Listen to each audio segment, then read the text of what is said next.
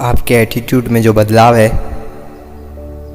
वो आपको हर जगह, हर इंसान को अलग अलग रिप्रेजेंट करते हैं। जब भी आपको कोई ठोकर लगती है उसके बाद आप एकदम बुरा फील करते हो, या किसी की बात से अगर आपको बुरा लगता है तो आपका दिल टूटता है। आपने जो उम्मीद रखी थी, आपने जो उससे इच्छा रखी थी वो टूटी है, पर बाहर से आप और मजबूत फील करते हो। भले ही आपका अंदर से दिल टूटा है, भले ही आप बहुत बुरा फील कर रहे हो, पर बाहर से आप एकदम एक्सपीरियंस्ड और मजबूत फील करने चालू हो जाते हो। ये ठोकर लगने के बाद आपके एटीट्यूड में जो बदलाव आते हैं, उस बदलाव में अगर आपको कोई हर्ट करे या आपको कोई बुरा फील कराए या आपकी उम्मीद टूटी तो आपको वो ज़्यादा फील नहीं होगा, क्योंकि ये आपके साथ पहले हो चुका है। आप पहले वो ठोकर खा चुके हो जो आपको अभी मिल रही है।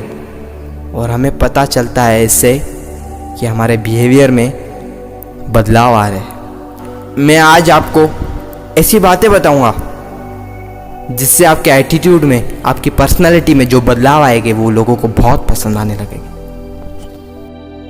पहली बात, मैंने लोगों को देखा है कि वो लोग हमेशा कामयाबी के पीछे भागते हैं, जो कि बहुत अच्छी बात है। कामयाबी के पीछे भागना, हमें भागना चाहिए, पर चालाक लोगों की एक बात बताता हूँ, वो लोग कामयाबी के पीछे भागते ज़रूर है, पर उनका रास्ता, उनका तरीका औरों लोगों से बहुत अलग होता है।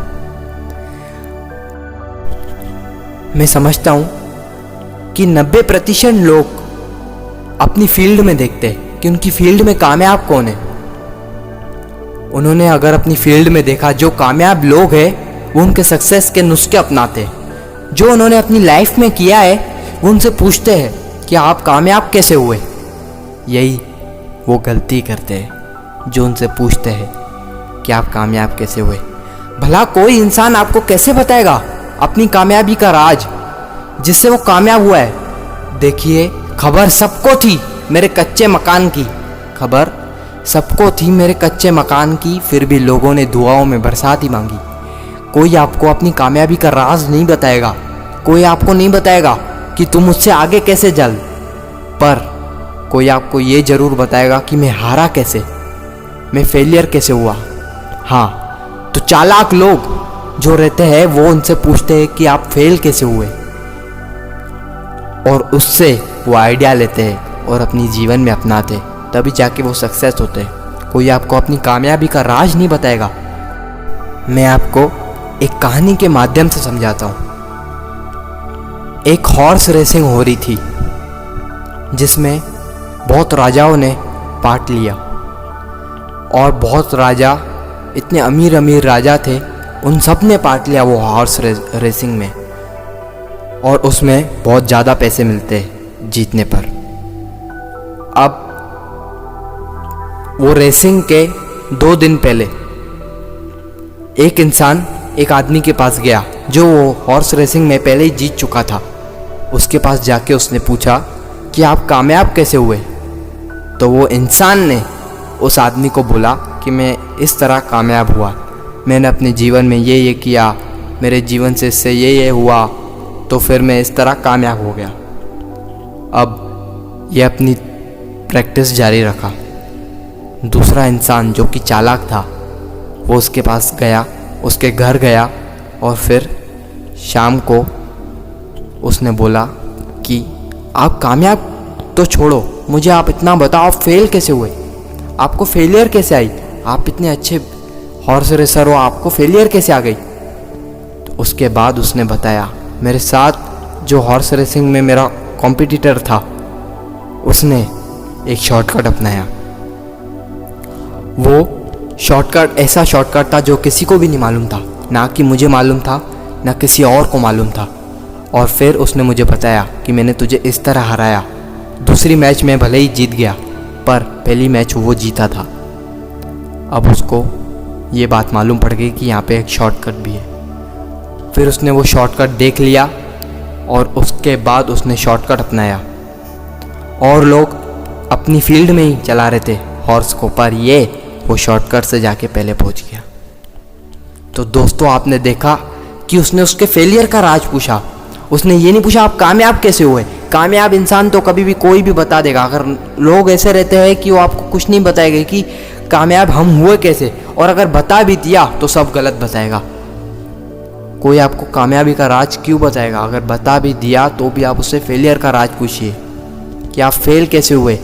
जो आपने गलतियाँ की वो मैं अपनी लाइफ में नहीं करूँगा, अपने फील्ड में नहीं करूँगा, तो जाके मैं सक्सेस की तरफ पहुँचूँगा।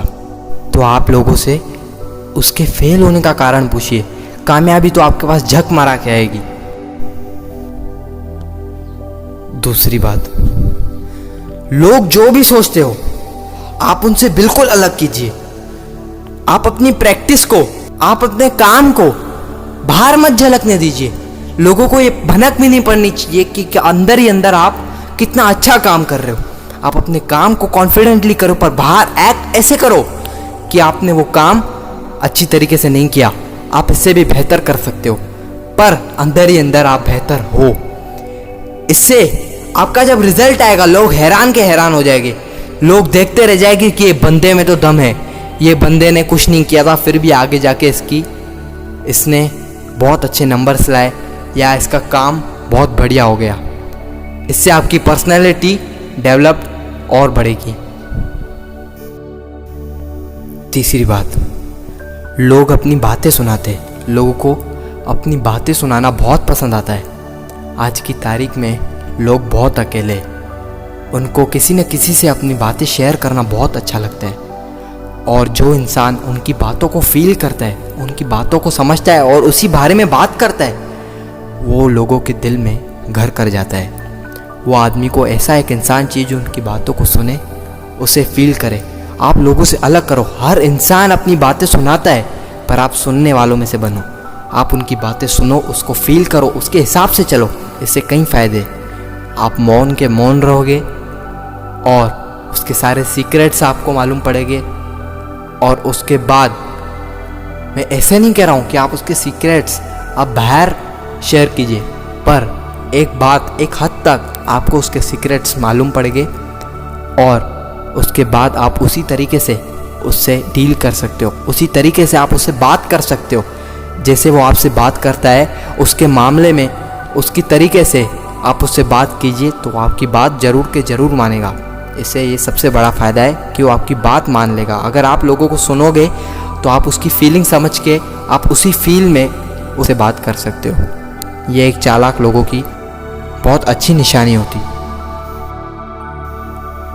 चौथी बात, अगर आप भी उन लोगों में से हो जो खुद से बात किए जाते हैं तो फिर घबराए नहीं। ये कोई बीमारी या कोई टेंशन लेने वाली बात नहीं है। ये तो उल्टा एक अच्छी बात है। जो अपने आप से बात करते वो औरों के मुकाबले 80% हमेशा सही रहते। उनके डिसीजंस हमेशा बहुत सही रहते। वो अपने डिसीजंस को अपने आप से बात करते करते इतना पक्का बना लेते हैं कि उनके डिसीजंस कभी गलत जाने की संभावना ही नहीं होती।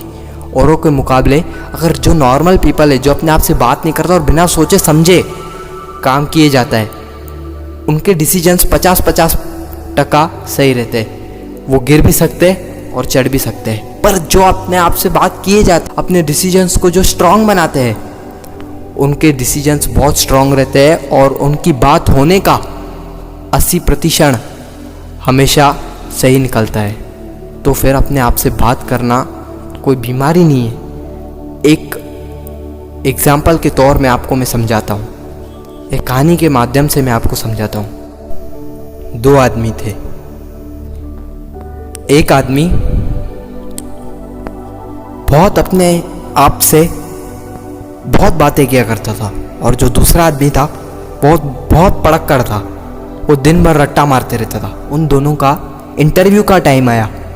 जब सर ने इंटरव्यू लेना सोचा तो फिर ये दोनों के दोनों वहाँ गए। जो पहला आदमी बहुत पढ़ता था, वो तो उसके अंदर इतना कॉन्फिडेंस था कि मैं तो सब कर लूँगा, मेरा ये सब पढ़ा हुआ है, ये सर क्या इंटरव्यू लेंगे, मैं इनको सब आंसर्स अपने मुताबिक दे दूँगा। और जो दूसरा इंसान था वो ज़्यादा पढ़ता नहीं था, वो बस अपने आप से बातें किए करता था। और जब इंटरव्यू का टाइम आया, जब उन्हें गेट के बाहर रुकाया गया कि अभी लाइन में तुम दोनों को आना है, तो फिर वो जो दूसरा इंसान था वो अपने आप से बातें किया करता था। वो सोच रहा था कि अगर सर ने मुझे इसका क्वेश्चन पूछा तो मैं कैसे जवाब दूंगा, क्या मैं ये वाला जवाब दे दूं? अगर सर ने मुझे ये वाला क्वेश्चन पूछा तो मैं ये वाला जवाब दूंगा। मैं ऐसे शब्द प्रयोग करूंगा जिससे सर को अच्छा लगे। वो अपने आप से बातें किए जा रहा था और जो दूसरा इंसान था वो तो बिना सोचे समझे अंदर गया। जब सर ने उसे ऐसा क्वेश्चन पूछा जो सिलेबस के बाहर का था तो वो हैरान रह गया। उसने बोला सर ये सिलेबस में नहीं। तो बोला क्या हुआ, सिलेबस में नहीं है तो क्या हुआ? मैंने तुम्हें क्वेश्चन पूछा है, तुम आंसर करो, मैं कहीं से भी करूँ क्वेश्चन। तो फिर उसने नहीं बताया, वो इंटरव्यू में फेल हो गया। जो दूसरा इंसान था तो सर ने उससे जब क्वेश्चन पूछा उसने ऐसा सटीक जवाब दिया, इतना बढ़िया जवाब दिया जो वो सर को बहुत पसंद आ गया और वो इंटरव्यू में अंदर चले गया और उसे नौकरी मिल गई। वो अपने आप से बातें किया कर रहा था, उसके डिसीजंस इतने पक्के थे कि सर भी हैरान रह गया। तो फिर अपने आप से बातें करना भी कोई बीमारी नहीं है, कोई टेंशन लेने की बात नहीं है, उल्टा ये चालाक लोगों की निशानी है। इससे डिसीजंस बहुत पक्के होते हैं। ये एक बहुत बड़ा फ़ायदा है। उम्मीद करता हूँ आपको मेरी ये बातें अच्छी लगी होगी।